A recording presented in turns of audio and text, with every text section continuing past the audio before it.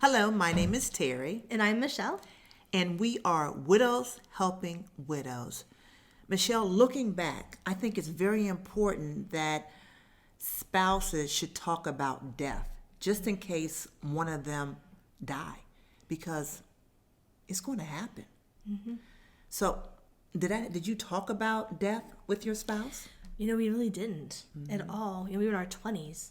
So I guess a lot of people don't talk about death in your 20s. We just started our lives together, just had our baby, and when he passed away. And I remember whenever we found out he needed to have surgery, I kind of wanted to talk about it, but he didn't want to. Yeah. And we didn't have a will set in place.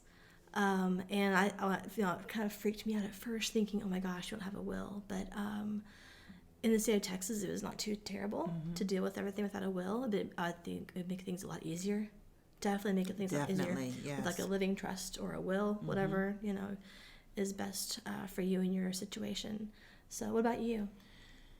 We did have a will. And the only reason why we did have a will and we talked about death is because my father died unexpectedly. And he had a will. At that time, we lived in the state of Maryland, and you have to have a couple of signatures on the will. And he did the will himself, so he didn't go to an attorney. And he was missing one of the signatures, so we had to go to probate. And that was an ordeal. So at that time, my husband and I said we want to make sure that we have all of our paperwork, wills, and everything else we need in place, just in case something happens to one of us. That's good. And it's a good thing that we did. So we went and got our wills done professionally. And unfortunately, he died, and we had everything in place of what we needed to do. But I think it's very important for spouses, couples that have been together for a long time to talk about death and what are the wishes of that person, and to make sure that all of the paperwork, wills, and everything else you need to make sure that all your wishes and all the things that you need to take care of gets done in an orderly fashion, because it can become a big mess It can. if things are not in order. It's true. And it's a hard subject to talk about. Oh, it's hard, yeah. I think people don't want to talk. No one wants to talk No about one death. wants to talk about death. Especially when you talk about with the person you love the most in the world. That's right. But like you said, like you guys did it right. Yeah. You had a will set up. You had everything in place. Especially if you have children. Oh, yes. It makes it much easier that way too. That's true. But I think it's so important. Like whenever my husband passed, I didn't know what songs he might want to have. Yeah. I knew his favorite songs, but I didn't know what songs or where he wanted to be buried, any of that stuff. And it seems so weird to talk about those things when you first get married or when you're young, especially. But hindsight, I really had wished we had had those discussions. And it's hard because it takes both both spouses Oh, yeah, it does. to be willing to talk about those things. It does. One thing is that at the time, my husband was the youth minister at the church that we went to. And so it was a blessing that, the pastor and everything, we had everything in order. We were able to have all the arrangements done at the church.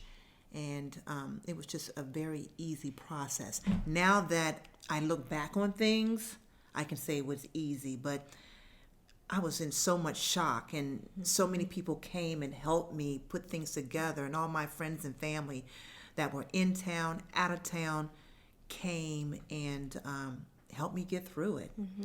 And then, again, I talked about my church. I prayed a lot and asked God, please, help me through this.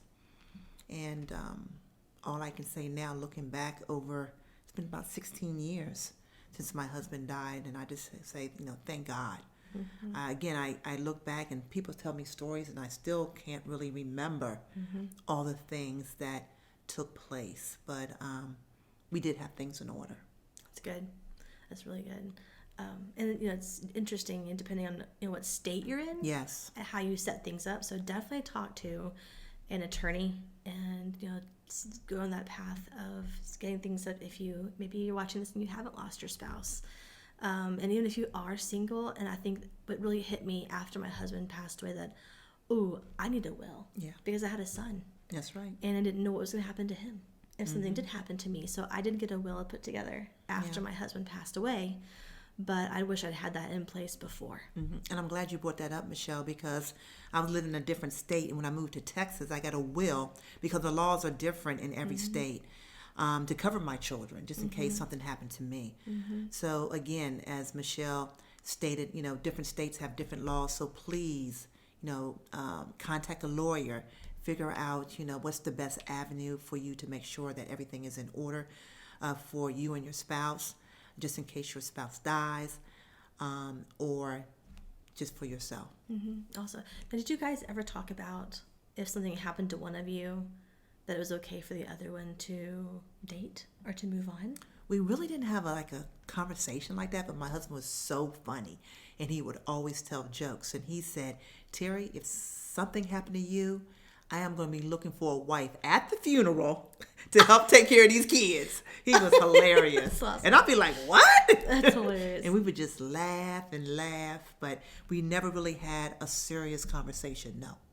We never did either. Yeah. Yeah, and it's hard. Those conversations are really hard to have. Those conversations are ones that you don't ever want to have. No. But they're so important. They're so important. They are. So important. Yeah. Michelle, we want to tell people how to get in contact with us. Sure. You can email us at widowshelpingwidowstx@gmail.com. You can also find information about our support group on meetup.com. Just search for Widows Helping Widows in the Frisco, Texas area.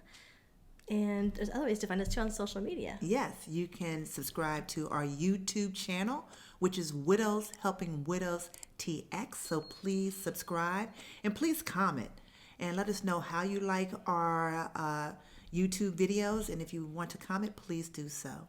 So with that, Michelle, I want to wish everybody a wonderful rest of the day. And we look forward to seeing you soon. Take care.